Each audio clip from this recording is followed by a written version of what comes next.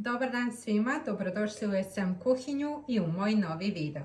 Danas pravimo nešto slatko, belu oblandu sa kokosom. Zato nam je naravno potrebna oblanda.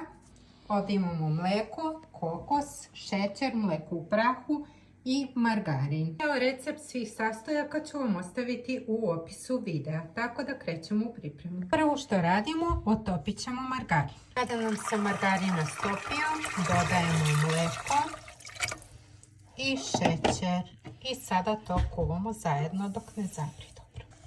Kada nam je mlijeko ovako zakipelo, kuvamo na laganoj vatri uz povremeno mešanje nekih još 15 minuta. Sada kad smo ovako fino prokuvali, dodajemo kokos. I to ćemo sad sve lepo mešati.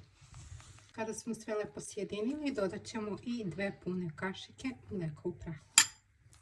Kada smo sve lepo umešali, ostavit ćemo da nam se malo prohladi, da bude mlaka i onda ćemo filovati. Sada kada nam se lepo prohladi, on se jako brzo prohladi, podelit ćemo na 4 dela i krećemo sa filovanjem. Ono što radimo, stavljamo u prvi list oblande i 1/4 filu.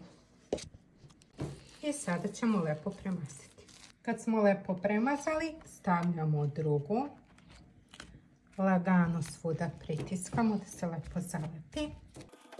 I mažemo sljedeći fil.